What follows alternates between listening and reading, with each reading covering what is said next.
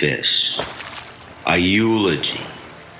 Master Shuang Zhu, in the 4th century BC, went to sleep and dreamed he was a butterfly.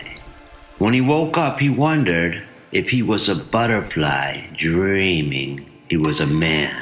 The flying and flitting about had stopped, and instead of wings, he had arms, heavy arms.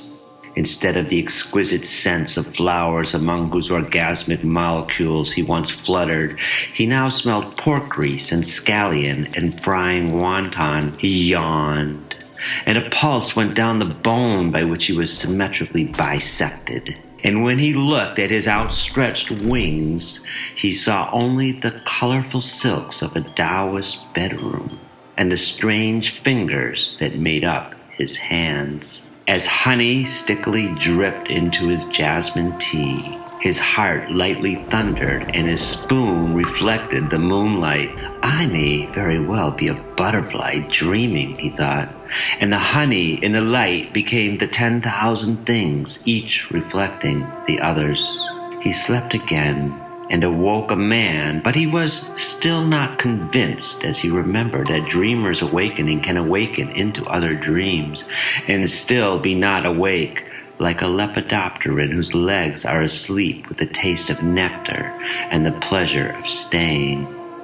The sun to him this morning seemed like the same sun, but gold ball that now rolled over his fingers seemed like frozen sunlight, shiny and cold. The mayfly lives only a day, but for years the sage devoted himself to the study of transformation. In his long dream he became a taxonomist, an entomologist, a lepidopterist, an angelologist, an evolutionary biologist, an ecologist, and a psychedelic shaman feeding on the nectar of beautiful tourists. His fingers spread and he became spotted like a tiger, and 7 long nails jutting from each of his ocean bottom touching hands. They were a version of a road taken then outgrown by the fish people above the waters. The ones who trawled for scallops, who grew upon the dry surface as fast as fish that spawn, rather than caring for their new young in the sand.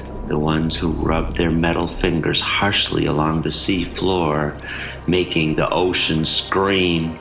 In his studies of transformation, he transformed, seeing how others could see, and how he was one of the 10,000 sensing things.